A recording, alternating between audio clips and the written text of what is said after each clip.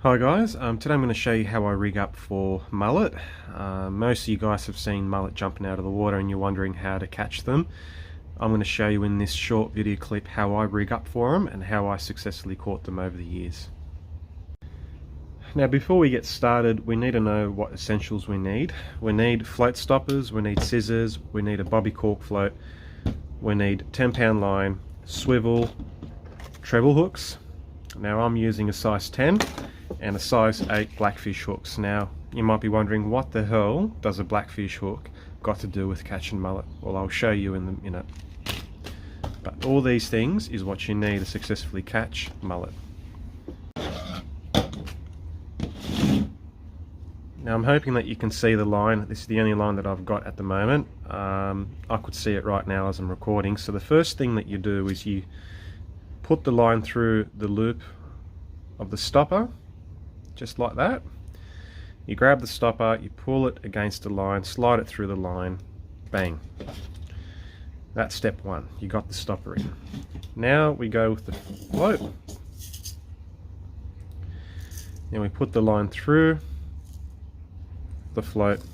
We don't go over again, we just allow the float to go up and down where it meets the stopper, just like that. Okay, so when the fish pull, they're not going to feel resistance of this float. They're just going to pull the line, and that stopper is what's going to put that float into the water.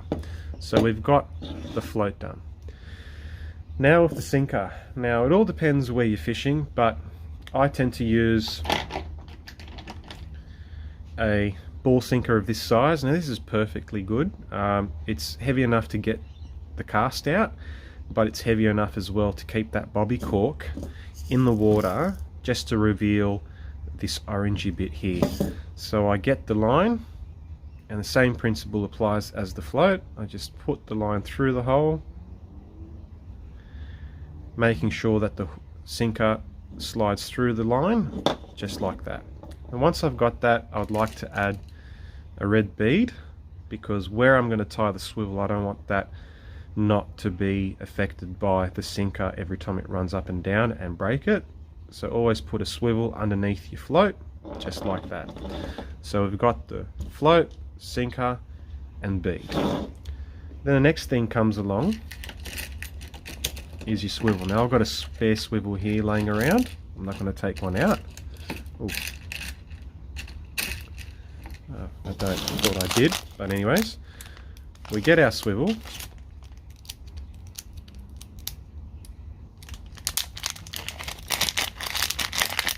And the swivel size is a size 8 barrel swivel, brass barrel swivel. That looks like this. And then we go and tie. So I just put the line through the swivel like this, alright, making sure that I've got enough length of line, and I just twist it like that.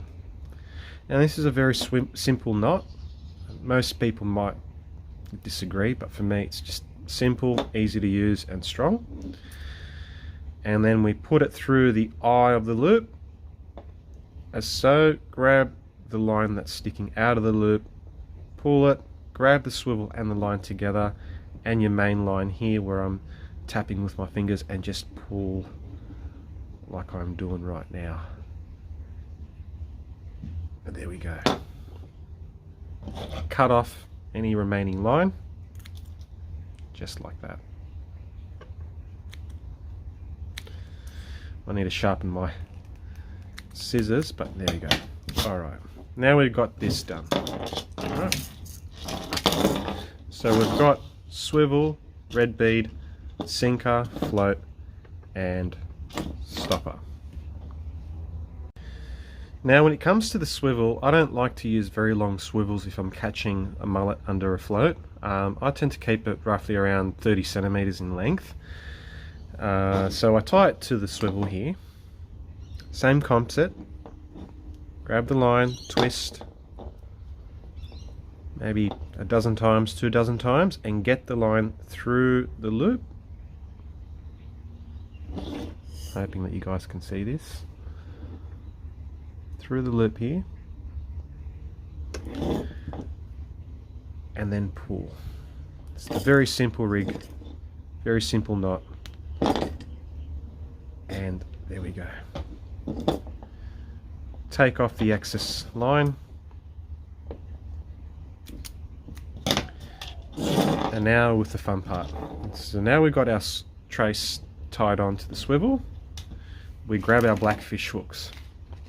Right, now the blackfish hook that I'm using is a size 8, and we grab 3 of them.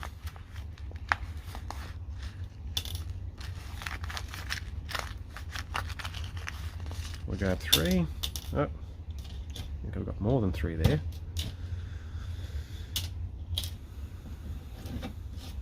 Okay, so we've got our 3 blackfish hooks.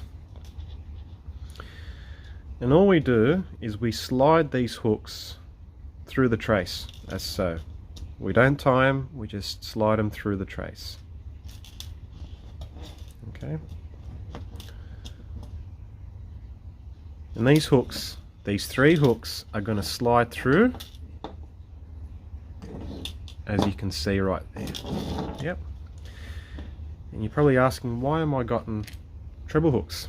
Now the size 10 treble hooks is what we fix onto the trace. We'll grab these treble hooks.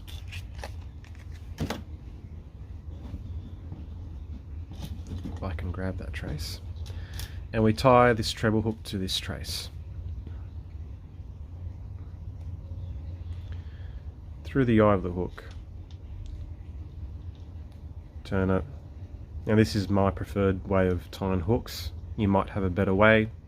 I really don't care, but this has helped me a lot over the years, and I've caught a lot of fish, which I can prove, and it's done me good. Through the eye of the loop, not the hook.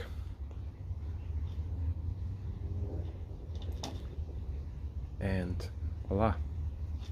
Tighten the line.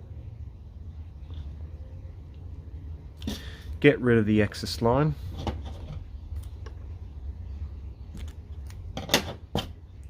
And there you have it. Now, what you're asking yourself is, that's so much hooks on one rig. Well, it is. If you really look at it, technically that's 6 hooks. But the treble and these 3 blackfish hooks, it's 4. Now, mullet, when they come and bite, and I'll imitate it with my hands, when they come and bite the bait, they'll generally peck at the bread. They're not going to grab the whole thing and run it with it. Not like a bream or a carp or anything like that. They'll just peck at it, peck at it, peck at it. So this treble hook is actually where I put my bread on.